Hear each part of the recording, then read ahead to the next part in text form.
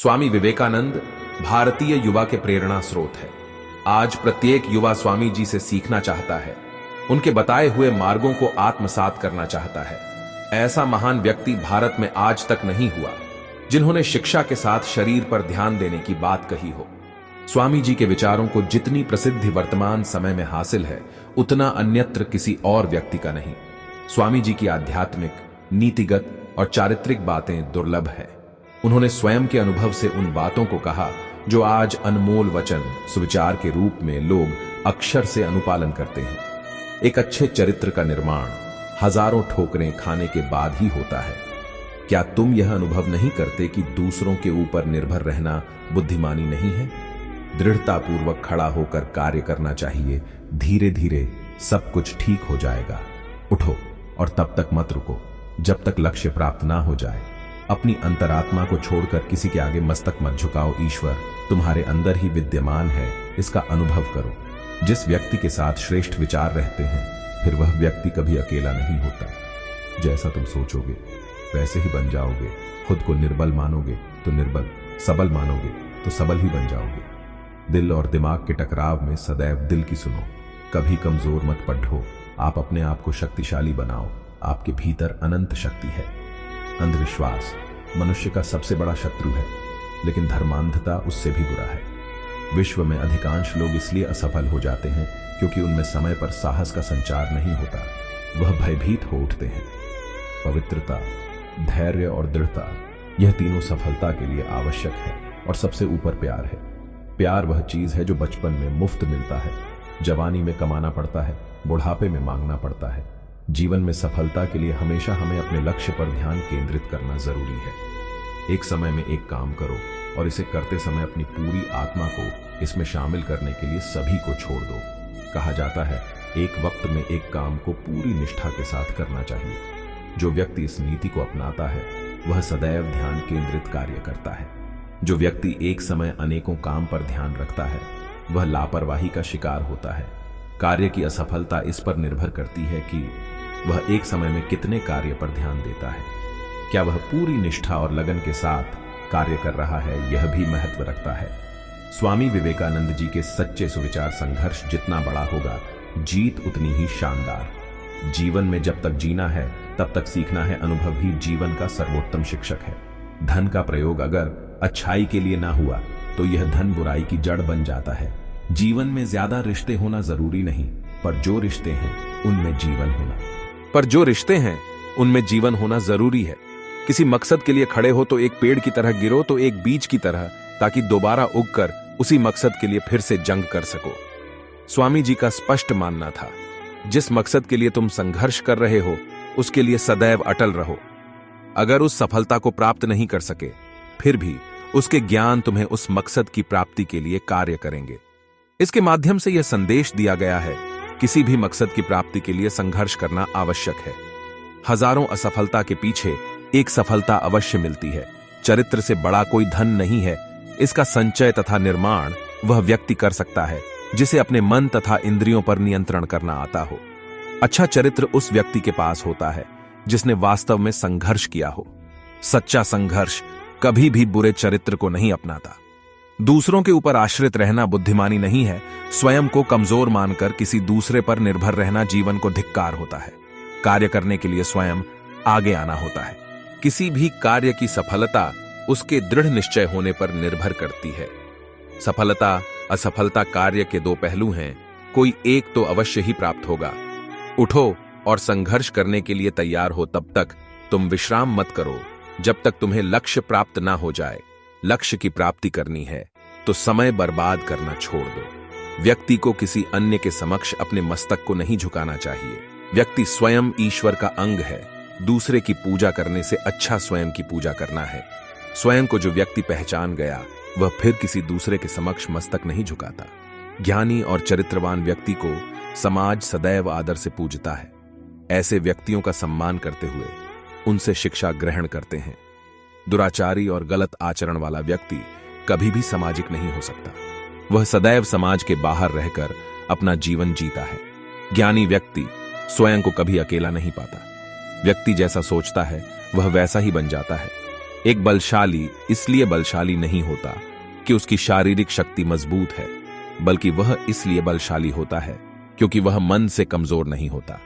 स्वयं को निर्बल समझने वाले निर्बल बन जाते हैं और सक्षम मानने वाले स्वयं सक्षम हो जाते हैं। दिमाग मन का प्रतिनिधित्व करता है। मन जैसा कहता है, दिमाग वैसा ही आचरण करता है। दिल का संबंध सच्चे विचारों से होता है। ईश्वर का वास इसी दिल में वास होता है। दिल की आवाज ईश्वर की आवाज मानी जाती है। जब कभी दिल और दिमाग के बीच टकराव की स्थिति उत्पन्न हो, सदैव दिल की बातों को सुननी चाहिए। व्यक्ति के भीतर संसार की समस्त शक्तियां विद्यमान होती हैं। व्यक्ति समय के साथ साथ अपनी शक्तियों को पहचानता है, इसलिए व्यक्ति को कभी भी कमजोर नहीं पड़ना चाहिए। अपने भीतर निहित शक्तियों से समस्या से निदान ढूंढना चाहिए। अंधविश्वास व्यक्ति को पतन के मार्ग पर ले जाता है। जहां व्यक्ति अंधविश्वास का मार्ग अपनाता है, वहां स्वयं का विवेक खो बैठता है। वह व्यक्ति समाज का सबसे बड़ा शत्रु है जो व्यक्ति धर्म के प्रति लापरवाह रहता है। असफलता का विश्व भर में एक ही कारण है, लोग समय पर निर्णय नहीं ले पाते। जो व्यक्ति समय पर निर्णय नहीं ले पाता वह सदैव असफल रहता है। ऐसे व्यक्तियों में सच बोलने और व्यक्त करने का साहस नहीं होता। सफलता मेहनत और लग्न से प्राप्त होती है। सफलता उसी व्यक्ति को प्राप्त होगी जो स्वयं मन की पवित्रता, धैर्य और दृढ़ निश्चयी हो। सफलता की प्राप्ति प्रत्येक व्यक्ति के लिए सुलभ नहीं होती। इसके पीछे प्यार का अहम योगदान होता है। यह प्रेम कार्य के प्रति हो या आपके प्रति। प्यार संसार का बहुमूल्य चीज होता है। बचपन में जो मुफ्त में मिलता है, उस प्यार को पाने के लिए जवानी में मेहनत करना पड़ता है। बुढ़ापे की स्थिति में यही प्यार मांगना पड़ता है। वह लोग बेहद खुश नसीब होते हैं जिन्हें बुढ़ापे में प्यार नसीब होता है। जीवन में जिस व्यक्ति को सफलता प्राप्त करना है, उसे अपने लक्ष्य पर ही ध्यान रखना चाहिए। ध्यान केंद्रित लक्ष्य निश्चित रूप से प्राप्त होते हैं। उससे लापरवाही करने वाले सदैव पछताते हैं। किसी जीत को हासिल करने के लिए उसके पीछे लगा संघर्ष जितना बड़ा होगा, जीत भी उतनी बड़ी होगी। छोटे से छोटे लक्ष्य को हासिल करने के लिए संघर्ष बड़ा करना चाहिए। कहा जाता है, अनुभव शिक्षा का सर्वोत्तम शिक्षक है। व्यक्ति जो स्वयं के अनुभव से सीख जाता है, वह दूसरों के सिखाएं कहां सीखता। जीवन में अपने अनुभवों को स्वयं का शिक्षक मान उससे ज्ञान अर्जन करना चाहिए। धन को धर्म के लिए व्यय करना चाहिए। संचित धन तथा समाज के लिए जो काम ना आ सके, ऐसा धन सदैव व्यर्थ है। धर्मार्थ हेतु किया गया व्यय धन का सदुपयोग होता है, अन्यथा बुराइयां जड़ जमा लेती हैं। धन को एकत्र करने से बचना चाहिए, यह लोभ को जन्म देता है। जीवन में रिश्ते रखना काफी अहम होता है, किंतु ऐसे रिश्ते हो जो जीवंत हो। ढेर सारे और मौका परस्त रिश्ते रखने से क्या लाभ, इससे बढ़िया रिश्तों का ना होना है। रिश्ते रखिए, किंतु वह जो आपको समझते हैं, जिनको आप समझते हैं। किसी भी दान का उद्देश्य परोपकार की भावना से हो, तभी दान की सार्थकता है। जीवन तुम्हारा है, पसंद भी तुम्हारा है। अब यह तुम पर निर्भर करता है, तुम अपने जीवन को किस प्रकार से जीना चाहते हो। सफल वही व्यक्ति होता है जिसमें विनम्रता का भाव कूट कूट कर भरा होता है। सफल जीवन वही है जो स्वयं से पहले दूसरों के विषय में सोचता है, उसके दुख में शामिल होता है, अपनी खुशी को बांटता है। स्वामी विवेकानंद जी के अनमोल वचन, तुम्हारा लक्ष्य तुमसे अधिक दूरी पर नहीं है। आशावादी बनो और निरंतर संघर्ष करो। थोड़ी सी शिथिलता भी तुम्हारे लक्ष्य से मुख मोड़ सकती है। निस्वार्थ भाव से की गई सेवा ईश्वर की सच्ची सेवा होती है। आत्मविश्लेषण में वह शक्ति है जो रातों रात सफलता दिला सकती है। जो व्यक्ति स्वयं का सम्मान करता है, स्वयं को प्यार करता है, वही दुनिया के अन्य अर्थों को जान पाता है, जिससे अन्य लोग अनभिज्ञ रह जाते हैं। सफलता का अर्थ धनवान हो न नहीं, अपितु खुशहाल होना है। जब आपका जीवन आनंदमय और उल्लासपूर्ण हो, तभी आपकी सफलता सार्थक है। आपकी वाणी आपके चरित्र को प्रकट करती है, इसलिए बोलने से पहले अपने शब्दों को तर्क की कसौटी पर अवश्य तौलें। आज की युवा पीढ़ी अर्थहीन तथा लक्ष्यहीन दिशा में कार्य कर रही है, जिसका जीवन की सफलता से कोई लेना देना नहीं। हमें अपनी आदत को बदलते हुए जीवन के महत्व को समझना होगा। धैर्य रखें, सभी कार्य अपने समय से संपन्न होते हैं। आपकी उत्सुकता कार्य की सफलता में बाधा उत्पन्न कर सकती है। जिन्हें जीवन में सफलता या निर्धारित लक्ष्य को प्राप्त करना होता है, वह आशा का दामन पकड़ कर्म की कुदाली चलाते हैं। बुराइयां सभी जगह होती है, बुराइयों के प्रकार भी विभिन्न हैं। सभी बुराइयों से परेशान है। यह उस वात रोग की तरह है जो पैर से हटाने पर सिर पर चला जाता है। सिर से हटाने पर दूसरे अंग में इसलिए बुराइयों की ओर ध्यान देना व्यर्थ है। हमारे दर्शन शास्त्रों में भी लिखा है, अच्छे और बुरे का आपसी संबंध होता है। यह एक ही चीज के दो पहलू हैं। जहां समुद्र में लहर उठेगी, वहीं दूसरी ओर गड्ढा भी होगा। जीवन ही दुखमय है, इसका सिद्धांत ही एक दूसरे पर आधारित है। बिना किसी का भोजन छीने हम खुद एक कौर नहीं खा सकते। बिना किसी को मारे हम सांस नहीं ले सकते।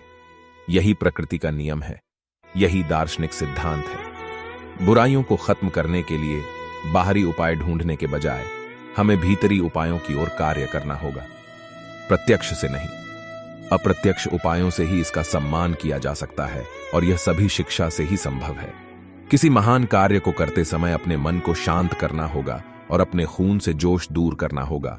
अति उत्साह में व्यक्ति अपने स्वयं के कार्य बिगाड़ देता है। उत्तेजना में किए गए कार्य कभी सफल नहीं होते, इतिहास इसका गवाह है। स्वयं को सभ्य बताकर सनातन धर्म की भयानक बुराइयां करने वाले लोग कौन सी विद्वता का परिचय देते हैं। बुराइयां सभी में होती हैं, किंतु सच्चा हितैषी ही उन बुराइयों को दूर करने के लिए हर संभव उपाय करता है। बिना सहायता किए मार्गदर्शन दिखाएं, उपदेश देना व्यर्थ है। कष्टों में रहते हुए उपदेश पाना कोई नहीं चाहता।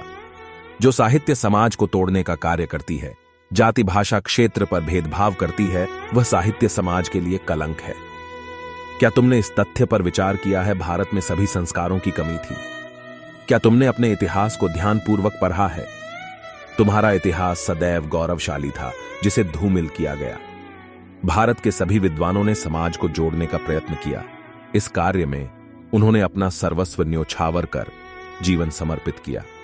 विद्वानों का कर्तव्य होना चाहिए, कोई भी उनके शरण में आए उसे बताना चाहिए कि तुम पहले अच्छे थे और अब तुम और अच्छे हो सकते हो। अच्छाई बुराई सभी का अपना महत्व है। जो अच्छाई उनके लिए अमृत का कार्य करेगी, वही हमारे लिए जहर का कार्य भी कर सकती है। इसलिए व्यक्ति को अच्छाई और बुराई में फर्क करने के लिए शिक्षा की आवश्यकता होती है।